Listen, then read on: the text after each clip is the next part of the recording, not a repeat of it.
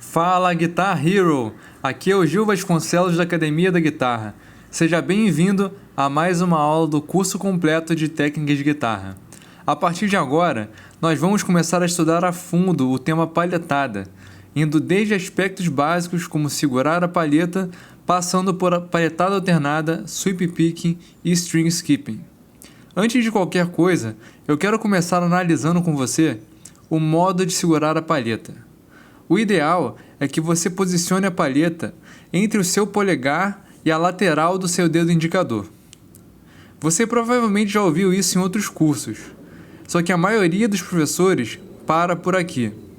E na verdade, existem várias maneiras de segurar a palheta entre o seu polegar e o seu dedo indicador, mas uma delas, particularmente, é a que proporciona maior controle e o melhor timbre para a sua palhetada. Isso pode parecer apenas um detalhe, mas são essas pequenas coisas que acabam tornando mais difícil e demorado o seu desenvolvimento na guitarra. Esse é um daqueles pequenos ajustes que fazem toda a diferença no final das contas. Por exemplo, a maioria dos guitarristas segura a palheta próxima à ponta do seu dedo polegar. Porém, essa forma de segurar não é a melhor e acaba limitando a sua técnica.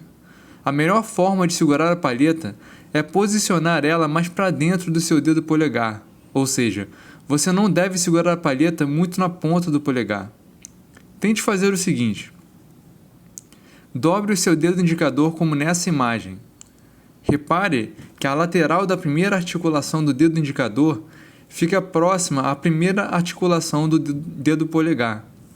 É importante observar que o tamanho dos dedos varia de pessoa para pessoa. Então não precisa ficar preocupado se as suas articulações não ficam exatamente como na figura. Apenas tente fazer o seu melhor aqui. Como mostra na imagem, o seu dedo polegar deve ficar reto em relação ao seu braço. Em seguida, tendo feito essa posição, segure a palheta entre o seu dedo polegar e a lateral do seu dedo indicador, como nessa imagem. Note que a ponta da palheta fica perpendicular, apontando para o corpo da guitarra. Essa forma de segurar a palheta vai te proporcionar muito mais controle na hora de palhetar, porque a sua palheta vai estar mais próxima da base do seu dedo e do seu pulso, que é de onde vem o movimento da palhetada. Além disso, esse modo de segurar é mais eficaz em evitar que a palheta caia. E isso é muito bom, porque te permite minimizar a tensão que você usa na mão direita, sem que a palheta deslize ou caia dos seus dedos. Se você segurar a palheta com excesso de tensão, ou seja, com muita força, a ponto de enrijecer os seus músculos da sua mão, do seu pulso e do seu braço, isso vai dificultar em muito o desenvolvimento da sua palhetada. Você não precisa segurar a palheta com força para tocar rápido. Pelo contrário, como nós vimos, o fato de segurar a palheta com força diminui a sua velocidade e torna a sua técnica ineficaz. O ideal é sempre tocar com os seus músculos relaxados, de forma mais natural possível. Esse é o modo mais eficiente de tocar guitarra. Por outro lado, é necessário algum nível de tensão para segurar a palheta.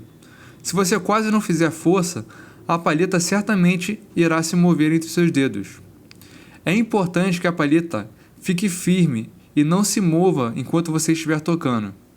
O que você precisa fazer é segurar a palheta entre o seu polegar e o seu dedo indicador, como nessa figura, e assegurar que ela está presa entre os seus dedos.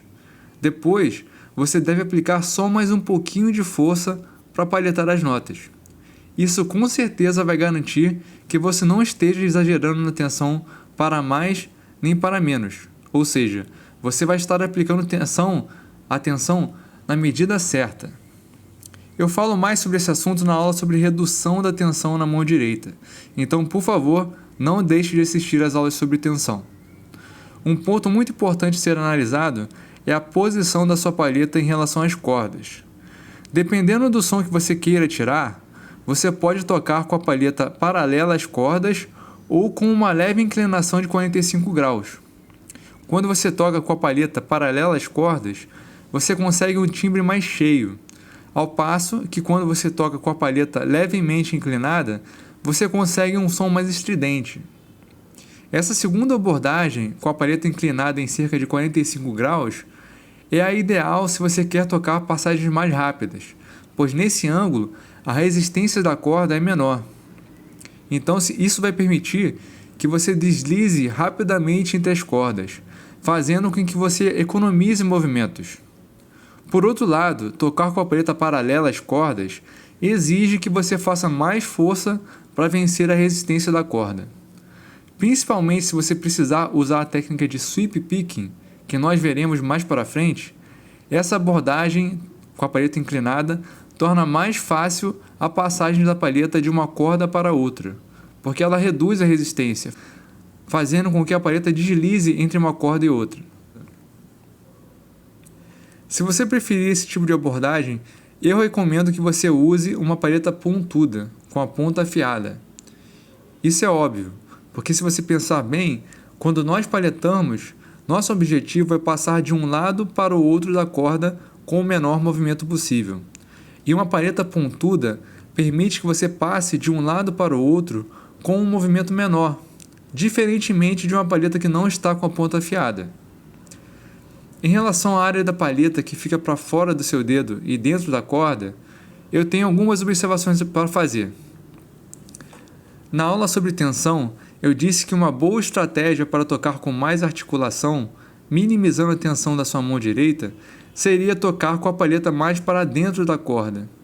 Porém, você deve tomar cuidado para não exagerar nesse ponto, porque se você colocar a palheta muito para dentro da corda e para fora dos seus dedos, isso pode reduzir o seu controle sobre a sua palhetada e gerar problemas. O ideal é que você encontre o caminho do meio, ou seja, o ponto intermediário em que você consegue articular bem as notas, mas ao mesmo tempo não afasta tanto a palheta dos seus dedos, para que assim você mantenha o controle e a precisão da sua palhetada. Existem vários tipos de palhetas e cada uma tem o seu som característico e uma função diferente. Quanto à resistência, existem palhetas que são mais duras e outras que são mais moles. As palhetas que são mais moles podem ser boas para fazer levadas e ritmos, mas não são boas para solar, principalmente em passagens mais rápidas.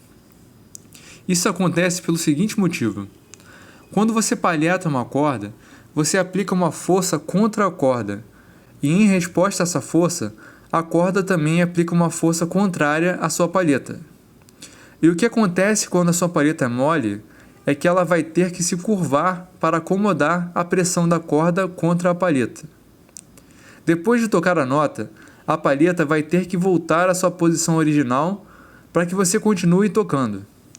Em uma passagem mais devagar, isso não será um problema, porque nesse caso você vai ter tempo suficiente entre as notas para que a palheta volte à sua posição original antes de tocar a próxima nota e para que as suas mãos permaneçam sincronizadas. O problema é que quanto mais rápido você tentar tocar, menor é o tempo entre as notas. Então, em passagens mais rápidas, não haverá tempo suficiente para que a palheta volte a ficar neutra entre uma nota e outra. Isso faz com que as suas mãos fiquem fora de sincronia, porque a sua mão direita não será capaz de acompanhar a velocidade da sua mão esquerda.